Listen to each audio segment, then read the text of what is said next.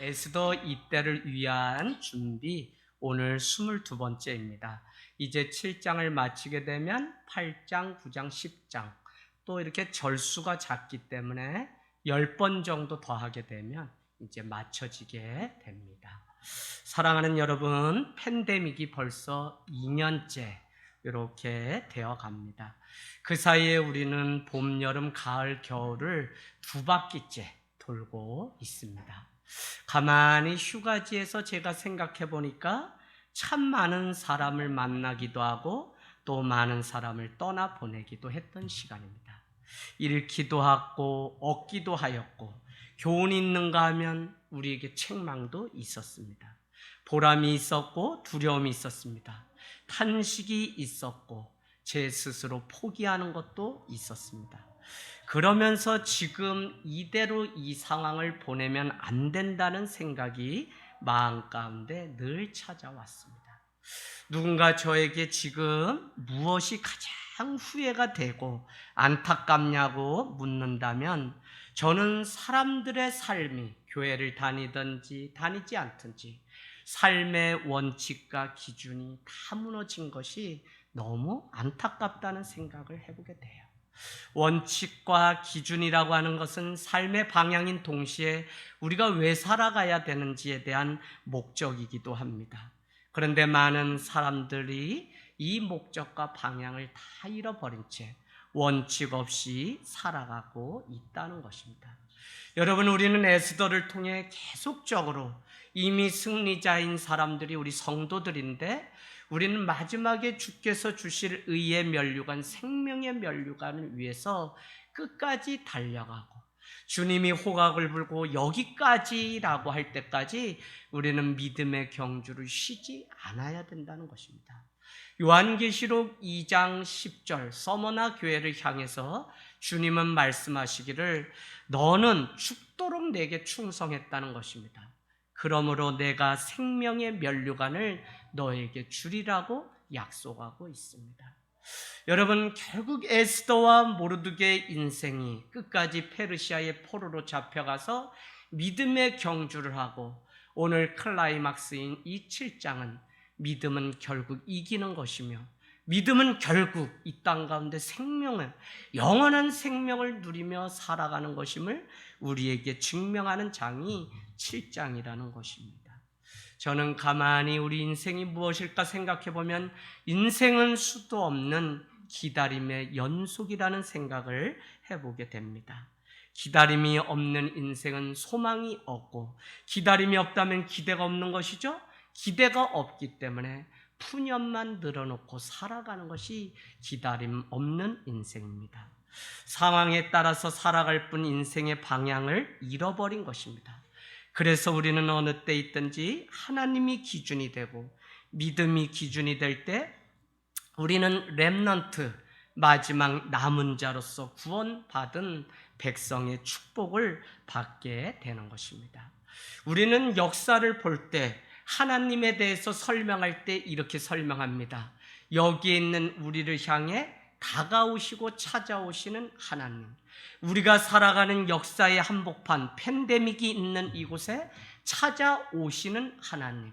그렇기 때문에 우리는 마지막 때를 정해놓고 산다면 가는 시간도 빠르지만 우리를 향해서 찾아오시는 하나님의 마지막 때는 더 가깝다는 생각을 늘 놓치지 않고 살아가는 것.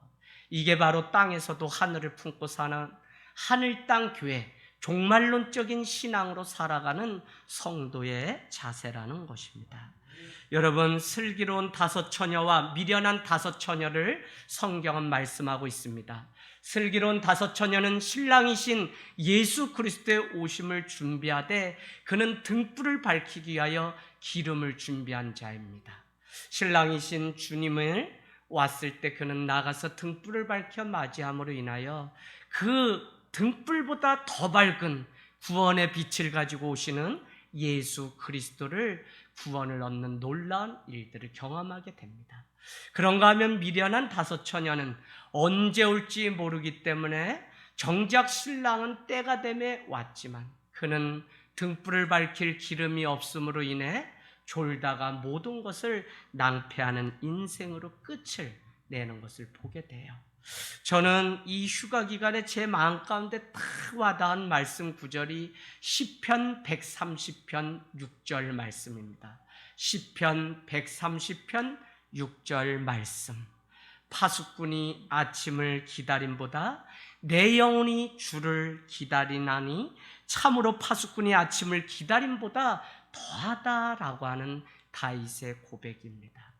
기나긴 겨울 강원도 인제 철책안에 GOP 근무를 쓰면 6시간 동안 영하 25도 산 정상에 그냥 시베리아 바람이 붑니다. 마스크를 썼지만 입김이 그 안에 들어가게 되면 금세 볼이 터지고 발이 얼 정도로 밤새도록 부사수를 데리고 끙끙거리면서 6시간 그 경험을 했던 분이 우리 사랑하는 형제입니다. 그런데 여러분, 그 6시간 무엇을 기다리냐면 적은 오지 않아요. 아무리 눈이 와도 지뢰밭을 뚫고 오는 적은 다만 저기서 확성기로 조선 팔도 욕만 뭐라고 괴뢰군 공산당 어쩌고 저쩌고 하는 거지 아무것도. 어떨 땐 그 소리마저 없으면 6시간을 뭘로 버티지 할 때도 있어요. 그러다 부사수 데리고 너 여자친구 사귀어봤냐, 어떤 애냐, 그것도 그냥 한 3개월 지나면 부사수들도 다 바뀌고, 너가 가장 좋아하는 음식이 뭐냐, 너네 부산에 반송동에 가면 뭐가 가장 좋냐, 너 휴가 가면 어디 갈 거냐, 다 물어봐서 이제 물어볼 것도 없어. 남자 둘이 써먹 총 세워놓고 말이 경계 근무지 아침만 기다린다니까요. 그래도 꼴나고 모양이 좋지 않아도 그 부대원들이 온기로 덮여놓은 막사에 가게 되면 참 거기에 가기를 얼마나 기다려요.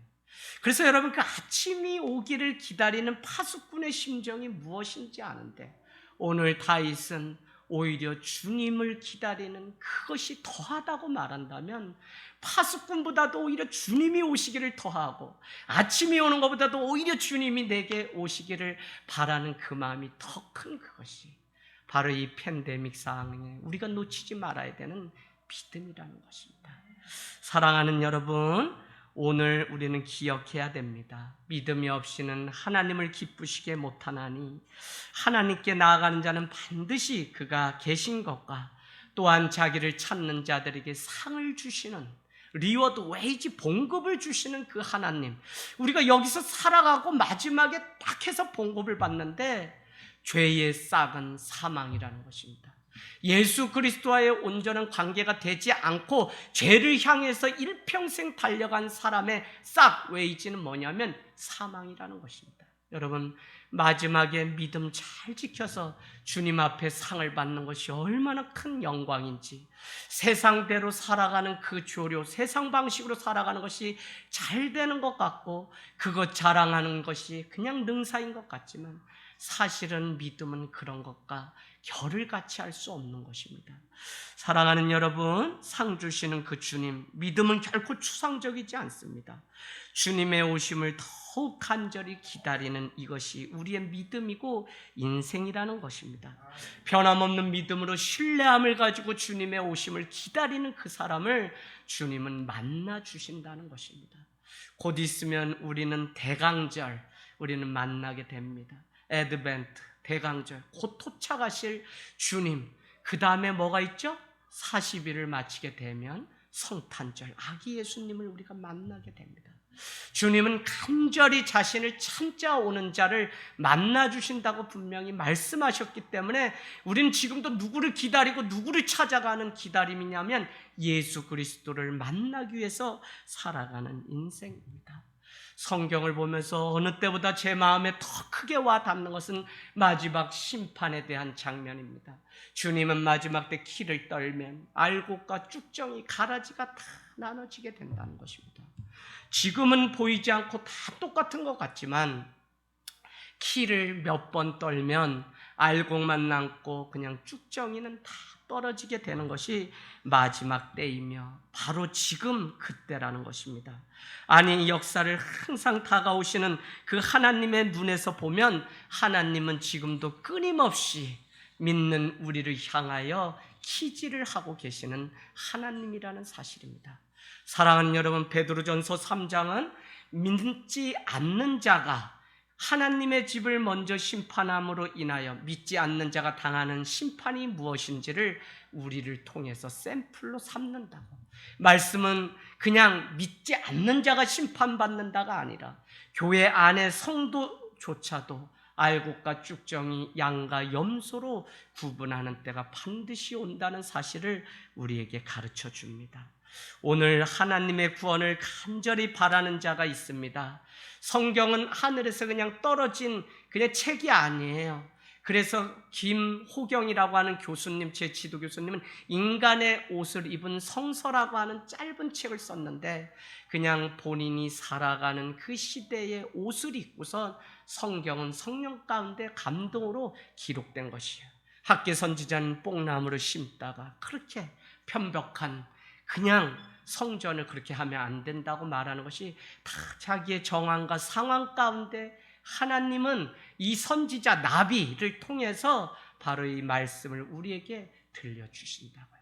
그런 면에서 여러분, 오늘 우리가 21세기에 대하는 이 성경은 1세기의 우리와 오늘날의 우리와 너무 똑같다는 것입니다. 우리가 오늘 이 성경을 무슨 구약의 태고 쪽에 그냥 하늘에서 떨어진 것을 대하는 것이 아니라 우리와 너무나 똑같은 상황과 정황 속에 기록된 것이에요. 자, 볼까요? 첫 번째는 로마의 핍박 가운데서 믿음을 지키기 위한 자들을 위한 편지가 기록되어 있습니다. 그런가 하면 종교적 자유의 억압 속에서 기록된 것입니다. 때로는 나라를 잃고 포로가 되어서 아프가니스탄과 같이 도주를 해야 되고 도망을 가야 되고 생명을 위해서 지하로 들어가야 되는 이 어처구니 없는 일들이 이미 1세기 성경에 기록되어 있었다고요. 우리가 코로나19 팬데믹 상황이지만 이미 초대교회만 해도 키프리아누스 역병과 같은 역병이 창궐하여서 있던 당시에 믿는 자와 교회가 어떻게 살아가야 되는지, 마지막까지 믿음의 경주를 어떻게 해야 되는지 오늘을 향해서 벌써 1세기에 기록된 것을 보면 성경은 조금도 다른 삶의 이야기가 아니라 오늘을 살아가는 우리들에 관한 말씀이라는 사실입니다. 여러분, 시편 31편 23절 24절, 시편 31편 23절 24절, 너희 모든 성도들아 여호와를 사랑하라. 여호와께서 진실한 자를 보호하시고 교만하게 행하는 자에게 엄중히 갚으시느니라. 여호와를 바라는 너희들아 강하고 담대하라 라고 말씀하고 있습니다. 그냥 기다리는 것이 아니라 믿음을 가지고 강하고 담대한 믿음으로 기다리라고 말씀하고 있다는 것입니다. 하나님은 우리에게 살려주신 이유는 단 한 가지입니다. 오늘 우리가 예수를 왜 믿습니까? 그 이유는 단 한 가지예요. 성경을 신구약을 관통해서 보는 하나님의 구원이라는 것, 여러분 무엇인지 잘 아셔야 되는데, 하나님의 구원은 결국 신학적으로 칭의, 중생, 이런 많은 용어로 설명하지만 더 쉽게 이야기하면 창세기 1, 2장 아담과 하와가 죄를 짓기 이전 하나님의 형상 임하고 대의로 다시 하나님을 닮은 존재로 우리의 형상이 회복되는 것이 구원이라고 성경은 말씀하고 있습니다. 여러분, 우리가 지금도 믿음의 경주를 하되 내 이 어그러진 삶, 상처의 이 언저리가 아물어서 하나님을 닮아가는 삶이 돼야만 우리는 구원 얻는 것이지, 교회를 다니면 구원 얻는다는 정확한 표현이 아닙니다. 그래서 믿음을 온전하게 정말 우리가 제대로 어느 때보다도, 저는 지금 오셔서 키질하시는 하나님이라는 그 말씀을 감히 여러분께 이 어려운 때 쓰고 있는 것은 하나님이 그 마음을 자꾸 주십니다. 사랑하는 여러분, 거짓된 성도와 사사의 이야기가 선지자의 잘못된 예배, 다른 예배를 드리는 것에 대한 책망이 신구약에 흐르는 마지막 때의 하나님의 심판입니다. 모세가 하나님의 말씀을 받을 때 금송아지를 만들었던 것처럼 점점 조국 교회는 성도의 믿음은 낱낱이 세상 앞에 다 드러나는 때가 우리가 무엇을 잡고 무엇으로 살아가는 존재인지, 내가 무엇을 잊고 무엇을 가장 중요한 가치로 여기고 본질로 여기면서 살아가는 인생인지가 여러분 누가 뭐라고 할 것 없이 다 드러나는데, 오늘도 온라인으로 정말 있는 곳에서 하나님 앞에, 이곳에 못지만 내가 그림신산도 아니고 예루살렘도 아니고 어느 곳에서든지 신령과 진정으로 하나님 앞에 예배할 때 그 예배자 한 사람을 찾으시는 그 주님 앞에 예배하고 계신 분들이 있습니다. 여러분, 이 예배도 때가 되면 못할 때가 와요. 다 우리가 마지막 때를 살아가고 있다는 생각을 하게 되면 우리가 무엇을 예배하고 살아가야 되는지를 우리는 잘 눈여겨보셔야 됩니다. 여러분, 시편 31편은 그렇기 때문에 여호와를 바라는 너희들아 강하고 담대하라고 우리에게 말씀하고 있습니다. 오늘 여러분의 목전에 죽음이 가까이 왔다면 분명한 원칙 한 가지를 놓치지 마십시오. 그 원칙은 여러분이 지금 하고 있던 거, 아니 코로나가 오기 이전에 하고 있던 그 일을 변함없이 하겠다는 다짐이 있어야 됩니다. 물론 그것이 예배여야 합니다. 어느 곳에 가든지 여호와 앞에 단을 쌓고 예배하는 그 일이 우리의 삶이 되기를 원합니다. 여러분, 여호수아 1장은 우리가 우왕좌왕하지 않는 비결은 예배를 통해 들려지는 하나님의 말씀, 주야로 그 율법의 말씀을 묵상하면 그 삶이 형통할 뿐만 아니라 좌로나 우로나 치우치지 않는다고 말씀하고 있습니다. 오늘 우리가 예배 드립니다. 그러나 여러분, 베드로의 고백과 간증처럼 이 예언의 말씀이 항상 기억나게 하라, 생각나게 하라고 하신 이것을, 여러분 오늘 드린 이 예배의 말씀 더 드리지 못할 수도 있어요. 그럼에도 불구하고 이 말씀이 여러분의 기억나고 생각나서 심중 가운데 그 말씀의 만나가 여전히 썩지 않고 있다면 그 백성은 주님의 구원을 바라는 영광을 누리게 되는 것입니다. 저는 오늘 에스더 7장을 마치면서 마지막 때 하나님의 통쾌한 역전승을 보게 됩니다. 결국 그렇게 말을 아끼던 에스더였는데 왕과 하만 앞에 오늘 얘기합니다. 오늘 7장 2절은 우리가 말씀드렸던 것처럼 이미 궁궐로 갔을 때 왕의 명령이 없이는 왕 앞에 갈 수 없는 것이 페르시아 법임에도 불구하고 그 자기 백성들이 하만에 의해 다 죽게 되었다는 모르드게의 이야기를 듣고 왕이 사는 궁궐 앞에 굵은 베옷을 입고 날마다 가서 하소연을 하고 애원을 했던 사람이 모르드게입니다.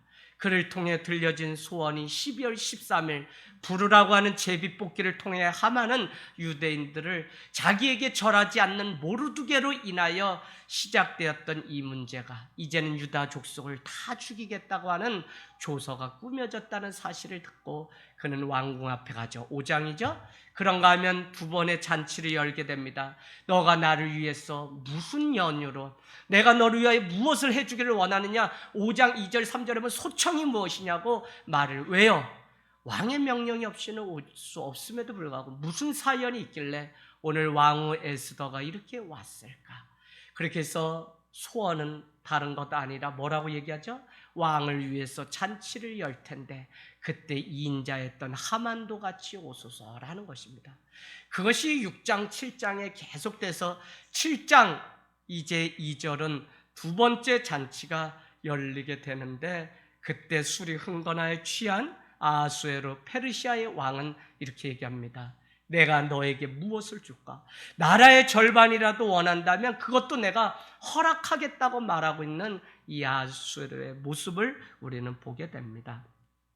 그때 3절은 가차없이 이렇게 에스더는 얘기합니다. 3절, 7장 3절 끝에 여러분 표시해 놓으세요. 내 생명과 내 민족을 돌려달라는 것입니다. 그랬더니 뭐예요? 4절에는 뭐라고 말하냐면 내 민족이 팔려서 죽임과 도륙함과 진멸함을 당했는데 그냥 노비 정도로 팔려가는 것이면 내가 이렇게 와서 목숨을 걸고 간청도 안 합니다. 그런데 왕이시여 이 일을 막지 않으면 왕에게 손해를 보충할 방법이 없고, 왜요? 왕의 권세한 능력은 백성의 수가 몇 명이냐가 당시 능력인데 이 하만이라고 하는 자는 이를 꾸미고 음모를 만들어서 유대인을 왕이 죽이라고 하지도 않았는데 자기가 죽이려고 조서를 꾸민 일들이 생기게 되었던 것입니다. 그러니까 왕에게 손해를 주는 것이죠. 그랬더니 5절에 아수에로 왕이 에스더의 이야기를 듣고 화가 얼마나 났는지 그것을 마음 심중에 품은 자가 누구며 그가 어딨냐고 막 그래요. 그러나 가차없이 6절에는 뭐라고 얘기하죠? 에스더는 당신 앞에 있는 악한 하만이 그런 짓을 합니다. 여러분, 죄가 찾아오면 깨끗하지 않으면 우리 가운데 찾아오는 마지막 양심의 두드름이 무엇이냐면 두려움이라는 것입니다. 그래서 6절은 이 얘기를 에스더가 하게 되었을 때 하만이 왕과 왕후 앞에서 두려워 떠는 모습이 등장하게 됩니다. 그러고는 7절에 보니까 왕이 너무 노하여서 자리를 박차고 잔치가 끝나기도 전에 일어나서 나가게 되죠. 그래서 왕궁의 후원으로 들어가게 되고 얼마의 시간이 지났는지는 알 수 없으나 그 시간 동안에 이 하만은 자기의 목숨은 이인자인 에스더 왕후의 손에 달려 있다는 사실을 알고 7절에 보니까 바지끄랭이를 잡고 에스더에게 나의 생명을 구원해 달라고 얘기합니다. 그것도 그럴 것이 7절 끝에 뭐라고 돼 있냐면 아하수에로 왕이 노하해서 자신에게 벌을 주기로 결심했다고 하는 직감이 자기에게 있었기 때문에 그렇다는 것입니다. 그러나 여러분 잘 아시는 것처럼 때를 놓쳐버린 것입니다. 어차피 하나님의 섭리는 길목받아 준비하신 하나님의 은총이라고 하는 것은 오늘 이 하만은 모르드게가 유대인인 것을 알지만 오늘 이 사실을 밝혀낸 에스더가 유대인인 것은 몰랐습니다. 모르드게가 일찍이 왕후 선발대에 보내면서 너의 민족과 동족을 2장에 보니까 말하지 말라 그리고 계속적으로 2장 10절에도 말하지 말라고 했기 때문에 지금까지 자신이 유대인인 것을 말하지 않았고, 만일 오늘 왕후가 유대인인 것을 하만이라고 하는 자가 알았다면 오늘 이와 같이 큰 일을 꾸미지 않았을 것입니다. 그러나 하나님은 때를 준비하셨다. 악을 하나님 앞에, 하나님의 공의와 정의 앞에 다 드러내시는 것을 보면 정말 우리가 억울해도, 우리가 눈물 흘릴 일이 있어도 참고 견디고 기다리는 것이 또 우리 믿음 있는 자의 모습이라는 것입니다. 여러분, 오늘 회개도 기회가 있습니다. 그러나 큰 죄악을 눈물로 씻어내는 회개의 시간을 놓쳐버린 사람이 하만입니다.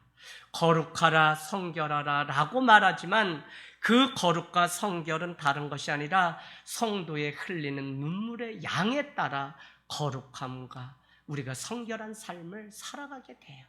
예수를 믿고 나니까 저기 가서 남의 물건 손대고 썰이하고 그게 낭만이고 추억인 줄 알았는데 그렇지 않아요. 남자들 여기 있어요? 빨리 아내들 속색이고 한 거 빨리 회개하세요. 제가 왜 이 말씀을 드리냐면 회개하셔야 돼. 회개하지 않으면 우리는 거룩하고 성결한 삶을, 다른 게 아니에요. 죄는 나는 괜찮은데 다른 사람이 하는 것은 죄라고 여기는 그 자체가, 자기 부인이 없는 것이 죄예요. 그래서 자꾸 내가 다른 사람을 하고 힘들게 하는 것 때문에 그게 죄입니다. 사랑하는 여러분, 오늘 밤에 가서 당신은 나 때문에 행복한지 자녀들에게도 묻고, 아니 엄마 때문에 괴로워, 휴가 갔다 왔는데 우리 아이들이 엄마 왜 왔어? 엄마 아빠 없으니까 편하더라 이랬다면 우리는 어젯밤에 집을 나갔어야 돼요. 그래도 재밌었어? 뭐 이렇게 저렇게 아이들이 얘기해줘서 아유 집에 그래도 잘 돌아왔다, 그런 마음이 마음 가운데 있었습니다. 여러분, 오늘 8절 읽은 말씀이죠. 8절에 시간이 얼마가 지났는지 알 수 없지만 왕의 후원으로 갔던 그 아하수에로 왕은 다시 잔치가 있었던 자리로 돌아오게 됩니다. 그런데 그 눈앞에 어처구니 없는 일들이 생겼는데 그것은 뭐냐면 8절에 이렇게 돼 있죠. 하만이 에스더가 앉은 걸상 위에 엎드려 있었다는 것입니다.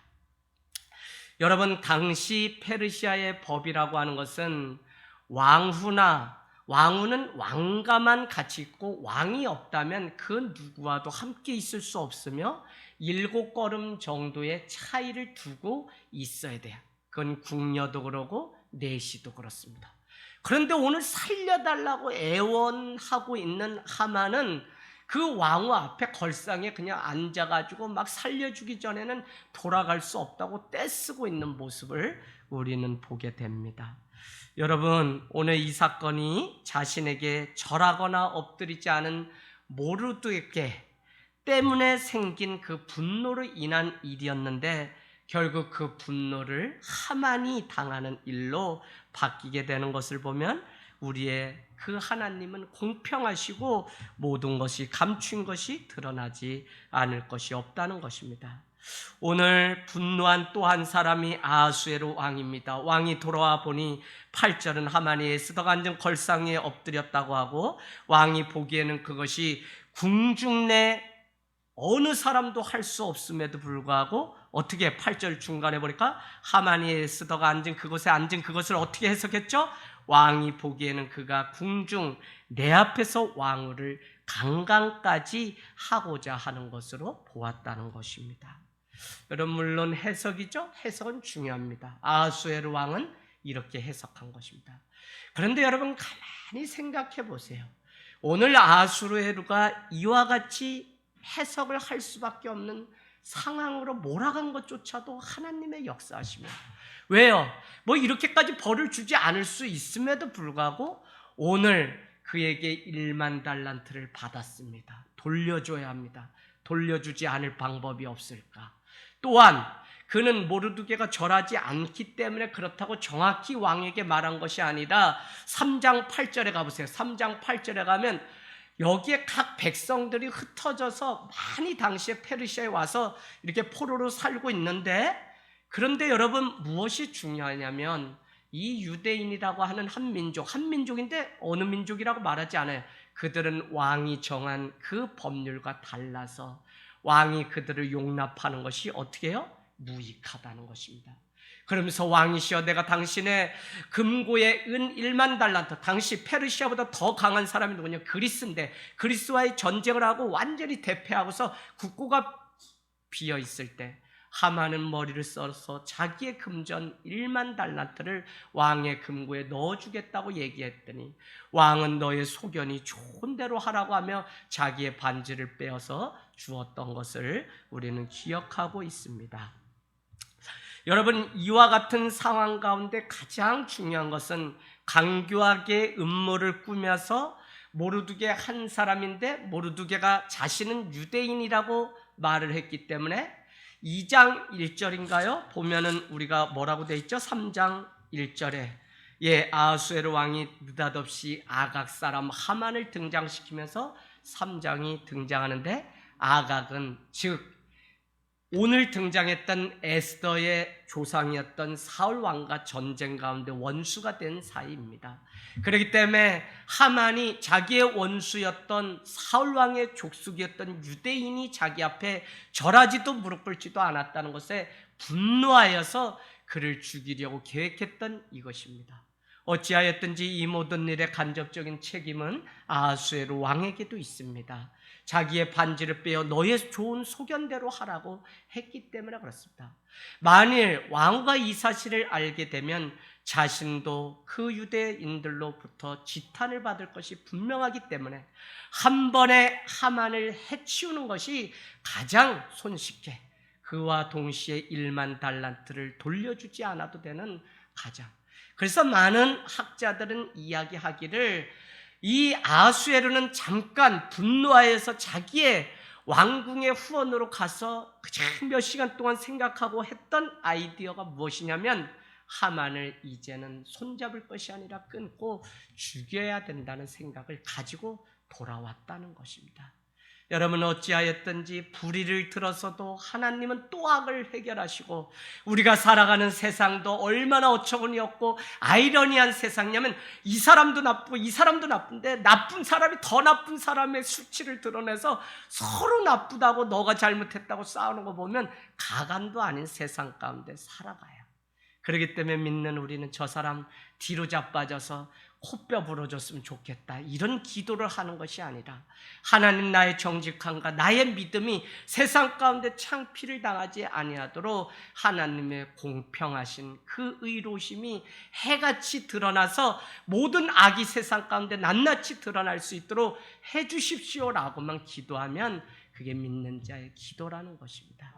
사랑하는 여러분, 사한과 영권은 어찌 되었던지 아하수에로 왕과 에스더 왕의 원수요 대적자 하만은 왕의 말이 떨어지기 무섭게 무리가 하만의 얼굴을 감싸버렸다고 8절 끝에는 말씀하고 있습니다. 당시 구약에 흐르는 그 법이라고 하는 것은 동해 복수법, 눈에는 눈, 이에는 이. 저 사람이 손으로 우리 물건을 훔쳐갔으면 붙잡아서 손목을 잘라버리고, 발목이 우리 담장을 넘어서 감을 서리에 갔으면 그 사람의 발목을 잘라버리고, 눈으로 죄를 졌고 다른 사람의 음욕을 푸는 눈가를 그냥 빠가지고 그냥 이렇게 하는 거, 얼마나 끔찍한, 저는 무서워 죽겠어요. 그래서 오직 사랑으로 완성하신 예수 그리스도의 십자가의 법만이 온전한 법이지 구약도 그렇지가 못한 거예요. 그래서 오늘 이와 같은 동해 복수법이 있는 이런 때에 하만은 유대인들에게 거짓죄를 뒤집어 씌워서 오늘 죽이려고 이 엄청난 일을 꾸몄지만, 살아계신, 시퍼렇게 살아계신 하나님은 오히려 이 모든 죄를 하만에게 뒤집어 씌워서 본인이 장대 끝에 매달려 죽게 만드는 일들로 바꾸게 된다는 것입니다. 여러분, 우리는 페르시아 법에 의하면 오늘 유대인들이 왕이 정한 법률을 3장 8절 지키지 않았기 때문에 그들을 죽여야 된다고 했다면, 오늘 하만을 죽일 수 있는 것도 페르시아 법이었습니다. 왜요?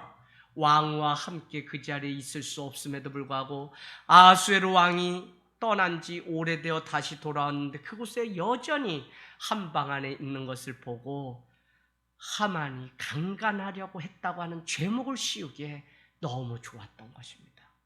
오늘 하나님은 이와 같이 불의를 들어서도 하나님, 그래서 때로는 우리가 살아가는 세상이 억울해요. 어떻게 저 사람 저렇게 눈물 흘리고, 어떻게 저 나라가 저렇게 말도 안 되는 악의 세력에 그렇게 하나. 그러나 시퍼렇게 살아계신 하나님은 그 불의를 드러내기 위해서 준비하시고 계시기 때문에 우리는 그곳에 주님의 평안이, 주님의 복음이 속히 들어갈 수 있도록 기도하는 그 일을 놓치지 않고 날마다 감당을 해야 됩니다. 탈레반, 그들은 학생이라는 뜻입니다. 그들은 근본주의 무슬림들입니다. 이슬람. 그들이 아프가니스탄을 굴릴 테러 2001년도에 일으킨 빈 라덴의 근원지죠. 그래서 미국이 정복해서 20년 가까이 그곳에 막 돈을 지원하고 막 하지만 1000몇 명의 미군 병사들도 죽었다고 해요. 결국은 그냥 새로운 대통령이 손발을 떼게 되면서 그곳에 삽시간에 준비되지 않은 아프가니스탄 정부는 그냥 삽시간에. 그러나 그 지하교회 여전히 복음의 빛을 들고선 생명의 구원함을 바라는 자들이 있다는 것입니다.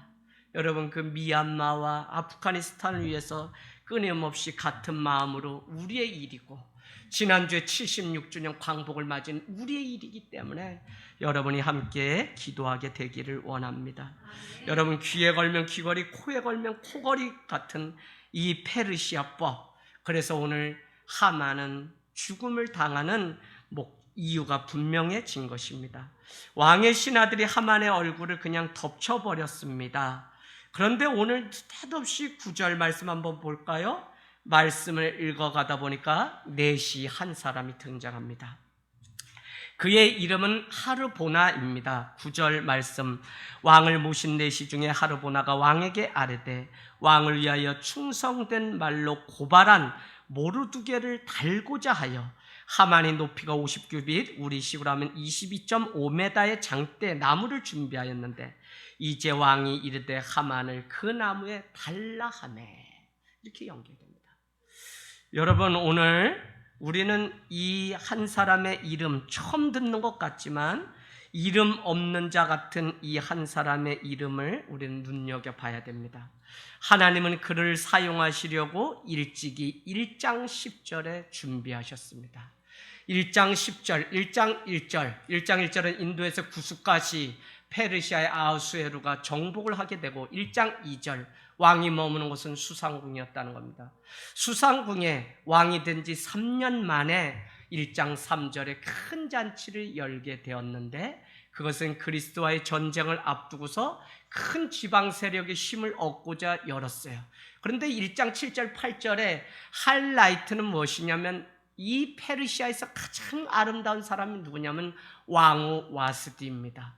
그를 불러다 청하에서 이 잔치가 무르익도록 잔치가 시작된 지 7일 만에 부르게 됩니다. 그러나 우리가 잘 아는 것처럼 와스디가 거절함으로 인해서 폐위되고 에스더가 선발되어 왕후가 된 것입니다. 그때 7명의 내시들을 부르게 되는데 그 사람 중에 한 사람의 이름이 1장 10절 바로 누구죠? 하르보나입니다. 제7일에 왕이 중이 일어나서 술이 흥건히 취하여 어전내시 무후만과 비스다와 하르보나와 빅단과 아박다와 세달과 가르가스 7사람에게 명령하여 왕후 에스더를 청하여 왕후의 관을 정지하고 왕 앞으로 나아오게 하여 그의 아름다움을 무백성과 지방관들에게 보이게 하라 하니 이는 왕후의 용모가 보기에 좋았으나 그러나 왕후 와스드는 내시가 전하는 왕명을 따르기를 싫어하니 왕이 진노하여 마음에 분이 가득하였다는 것입니다. 여러분, 오늘 하나님이 등장시킨 하르보나는 바로 1장 10절에 7명의 내시 중에 한 사람입니다. 왕이 왕후 와스디를 청할 때 왕의 명령을 들었던 사람 중에 한 사람이죠. 오늘 역사라고 하는 것, 우리가 진실을 밝히고 하나님의 의가 드러내도록 해야 되는 일이 바로 믿는 성도의 일이기도 합니다. 악을 심판하는 일에 동참했던 사람이 내시 하르보나입니다. 어쩌면 이 사람은 이름 없이 오늘을 열심히 살아가고 있는 바로 성도 여러분인지 모르겠습니다. 그러나 역사는 무대의 주인공이 아닌 조연에 의해서 자기의 걸음을 열심히 살아가는 사람들에 의해서 움직이고 만들어집니다. 오늘 역사의 무대의 주연은 에스더입니다. 모르드게입니다. 바울입니다. 그러나 그 뒤를 조연으로 떠받쳤던 바나바, 사울입니다. 그러나 그를 공경하며 섬겼던 다윗, 장차 왕이 되었던 그 사람의 인생을 보면 역사라고 하는 것은 주연에 의해서 움직이는 것 같지만 결국 이름도 없고 빛도 없이 수도 없이 그 뒤를 바쳐가는 이름 없는 조연들에 의해서 하나님의 공평하심이 이 땅 가운데 드러난다는 것입니다. 여러분, 억울함을 풀어주는 도구로 사용된 조연이 바로 하르보나입니다. 저 자신도 저를 뒤돌아보면 그냥 여기에 있는 오산 이곳에 온 것이 오산이라고 의심했던 적도 있습니다. 아무도 알아주지 않고 조연으로 살아가는 것이 바보 같다는 생각을 했던 적도 있어요. 그러나 하나님의 무한하신 뜻을 깨닫게 되고 이해하게 되면서 결국 하나님의 나라는 오산, 하늘 땅교회, 그냥 작은 사업장에 나가는 작은 가정을 이루고 살아가는 우리 민초 무백성들의 그 충성스러운 삶에 의해서 여전히 세상은 무너지고 다 멸망 같지만 돌아가고 있다는 사실을 깨닫게 됩니다. 할렐루야. 여러분, 우리는 내 형편과 상황에 대하여 억울해할 때가 있어요. 그러나 지금 이렇게 살아가게 하신 하나님의 은혜를 잊지 말아야 합니다.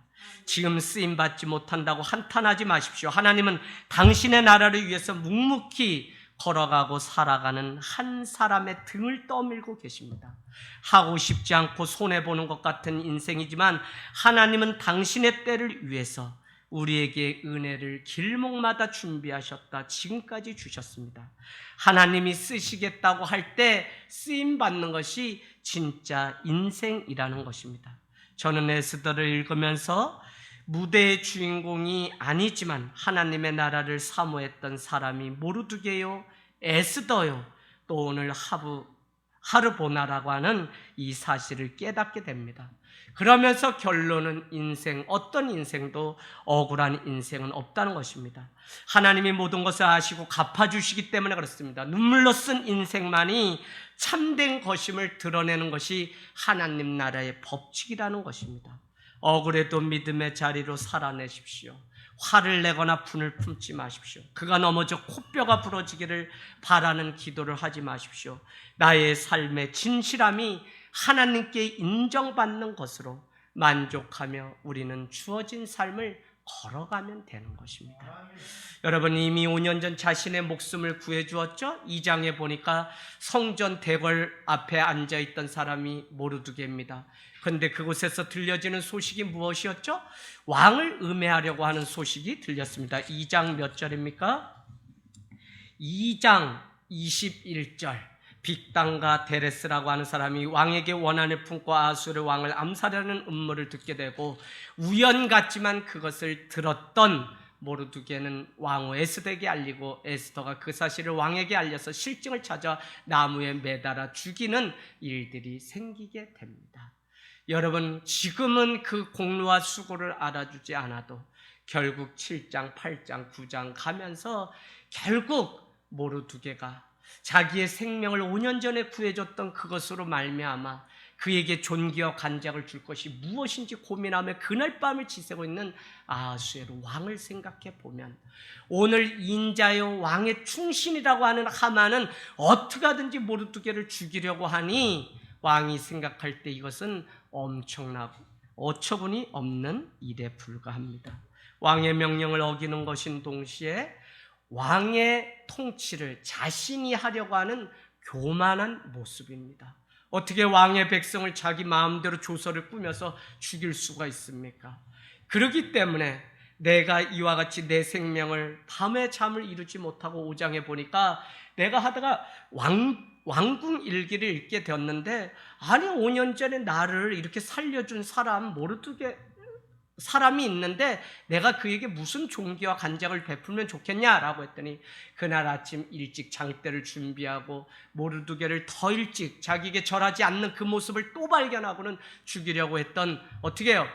하만은 새벽 일찍 왔다가 왕과의 만남을 통해서 이 이야기를 듣고, 그가 모르드게인 것도 모르고 그를 위해서, 나 외에는 없다는 생각 때문에 그를 위해서 왕의 말과 왕관과 왕의 옷을 입고 성중거리에 나가서 사람들에게 누구든지 왕의 은총을 입고 충성을 다하면 이와 같은 은총을 입는다고 하라라고 했는데, 그렇다면 너는 나가서 말을 끌고 모르드게라고 하는 사람을 태워서 이와 같이 하라고 하는 엄청난 일들이, 이 줄거리 플롯이 아주 그냥 막 엄청나게 돌아갑니다. 한편의 연극처럼 돌아가요.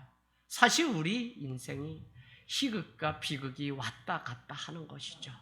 희극만 있으면 좋은데 참된 인생, 진짜 인생은 비극 가운데 갔다 희극으로 바뀌는 역전 인생이 참된 인생이라는 것입니다. 여러분, 정말 살아가면서 자기 부인 없이 자존심으로 살아가는 것은 잘못된 신앙입니다. 성경은 우리에게 주존심으로 살아가라 그랬죠? 그러면 우리는 뭐냐? 나의 위세를 드러내기 위해서 알아주지 않는다고 잘 삐지고 토라지는 이 자존심은 다 저기 멍멍이가 뭐가 없애야 되는 거예요. 그런데 여러분, 많은 사람들은 여전히 교회를 다니면서도 자기 부인을 하지 않기 때문에, 자기 부인이 뭐라고 그랬죠? 현대적 해석으로 자기에게만 관대해지려고 하는 마음을 끊어버리는 것이 자기 부인. 저 사람은 하면 안 되고 나는 해도 된다고 생각하는 게 죄의 온상인데, 오늘 이와 같은 일들이 벌어진 것입니다. 여러분, 오늘 정말 교만하기 그지없는 이 하만의 모습을 보게 됩니다.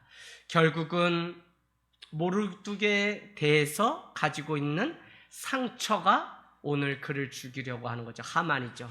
그런데 오늘 아하수에로 왕은 어떻게 해요? 하만에게 상처가 있어 그를 죽이는 일들로 이 역사는 끝이 납니다. 오늘 말씀은 모르드게를 매달아 죽이려고 했던 22.5m 50규빗 되는 장대에 하만을 매달아 죽임으로 왕의 노가 그쳐지게 되었다는 것으로 7장은 끝이 납니다. 하만은 자기가 판 구덩이에 자기가 빠진 거예요. 자기가 세운 장대에 자기가 매달려 죽게 되는데, 당시 분위기는 목을 매다는 것이 아니라 그 창끝처럼 뾰족하게 22.5m를 만들어서 하만의 배를, 창자를 뚫어서 장대를 세우는 것이 그 당시 엄청난 얼굴을 싸는 순간 그는 죽음이 기다리고 있고 수치와 능력을 받을 준비를 해야 되는 것입니다. 여러분, 우리의 무기는 무엇이냐면 정직함. 지금도 세상의 성도의 교회의 무기는 정직함. 저 사람이 간다고 그렇게 가는 게 아니라 다른 길을 살아가는 것이 정직함이에요. 가게를 해도 여러분 지금 손해보는 것 같아요. 그렇지 않아요. 정말 주님의 사랑으로 좀 더 사랑을 베풀고 헌신하고 따뜻하게 환대하는 그것을 사람들은 이와. 여러분 지금 제가 가만히 책을 쓰려고 하는데 무슨 내용이냐면 인간관계 가장 소중한 게 다 끊어지고 없어진 게 가장 안타까워요. 저 사람에 대한 따뜻한 마음, 따뜻한 온도, 따뜻한 언어, 손잡음, 이와 같은 작은 행위지만 보이지 않는 이 사랑을 표현하는 이 증거들이 다 끊겨졌어요.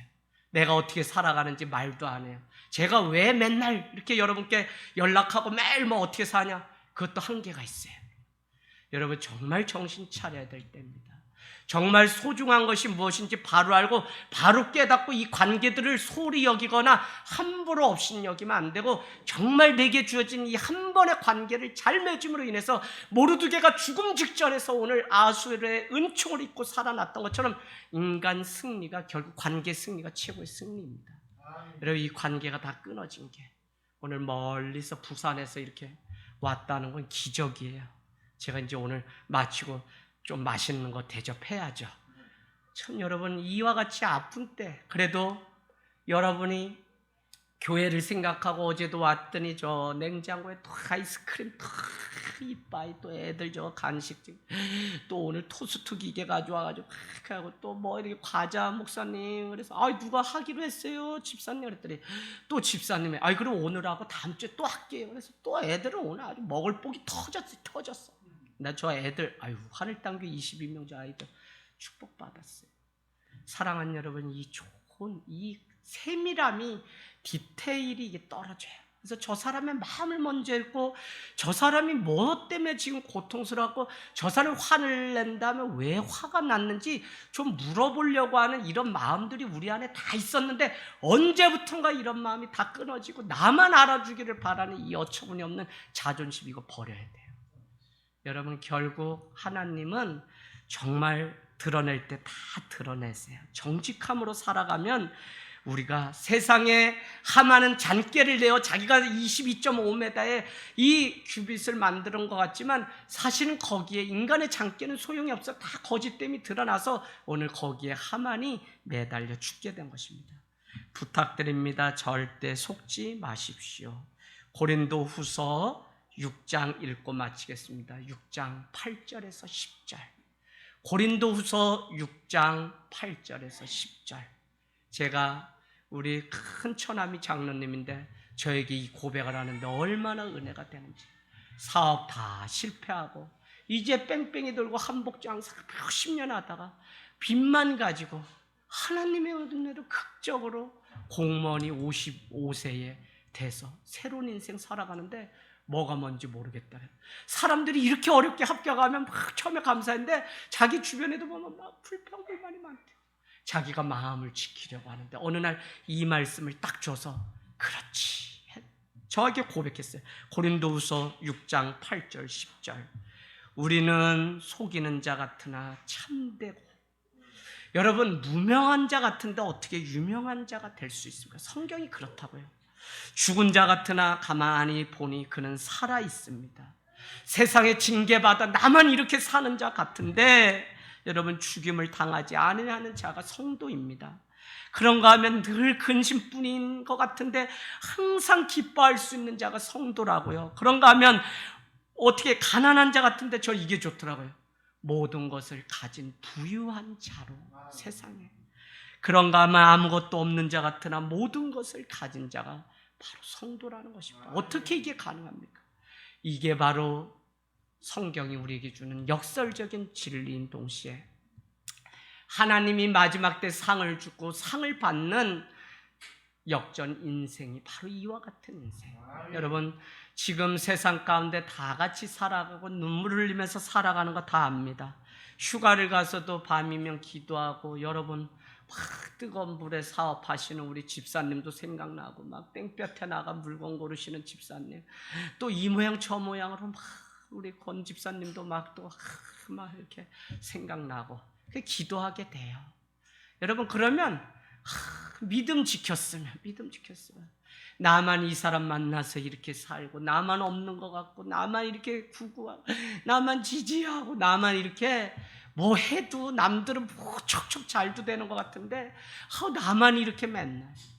근데 여러분, 기억하셔야 됩니다. 하나님의 은혜는, 하나님의 은총을 입고 살아가는 자는 끝까지 이렇게 살아가는 자 같지만, 유명한 자요, 모든 것을 가진 자요, 산 자요, 생명이, 영원한 생명을 가진 자가 바로 우리 안에 있는 질병과 괴로움, 육신의 고통 가지고 언제 일이 끊어지는지 하나님 앞에 하소연하지 왜 안 해요? 내가 간병을 오랫동안 해봐서 간병하는 일이 얼마나 힘든지 다 알아요. 말도 하지 마요, 제 앞에서.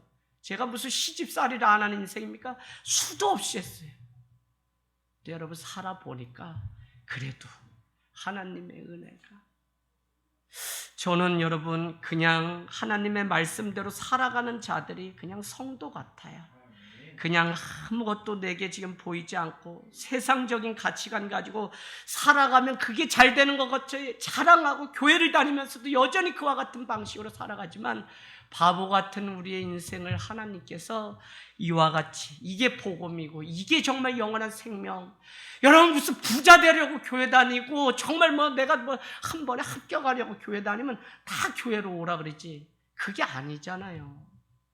정말 여러분, 하나님의 말씀대로 살기를 원합니다. 돈이 없어서 배고팠던 시절도 있었고, 책을 사보는 일이 더 중요하기 때문에 차비가 없어서 서대문에서 성남까지 밤새 걸어온 적도 있습니다. 그래도 지금 생각해보면 하나님을 믿었던 그때가 가장 나를 부유하게 하고, 가장 내 인생에 대단한 때고, 가장 이 코로나 상황 속에서도 하늘 땅 교회 저력과 우리가 왜 믿는지, 무엇이 참된 믿음인지 증명하는 가장 좋은 때였지, 지금보다 더 좋은 때는 없다는 사실을 여러분 믿음으로 고백하게 되기를 원합니다.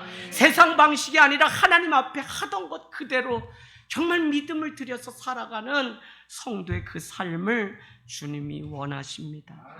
오늘 가난하기는커녕 그때가 가장 부자였던 것처럼 오늘 길목마다 준비하신 하나님의 은혜를 바라보십시오. 결코 가난한 자 같으나 부한 자입니다. 하나님은 여러분을 세상에서 밀리는 자같이 만든 것이 아니라 하나님은 여러분의 등을 떠밀고 계십니다. 내가 세상에서 낙방한 인생 같지만 하나님은 앞서서 길이 되어주신 분이십니다. 내가 세상 가운데 날마다 우는 사람 같지만 하나님은 행로 중에 자기 아들을 아는 같이 여전히 안아주시는 분이십니다. 성도가 세상에서 패한 자 같으나 하나님은 그의 나갈 길을 지시하시는 분이십니다. 기억하십시오. 시대가 어둡다고 좌우로 치우치지 마십시오. 시대가 어둡다고 다 안 보이는 것이 아닙니다. 우리의 등을 떠미시는 주님은 우리의 삶을 여전히 격려하시고 응원하시고 계십니다. 시편은 우리에게 결론으로 이렇게 말씀합니다. 호흡이 있는 자마다 여호와를 찬양하라는 것입니다. 어떻게 얻은 인생인데 승리하며 이 믿음 부끄럽지 않게 끝까지 걸어가는 하늘 땅 교회와 저와 여러분이 되시길 주님의 이름으로 축복합니다.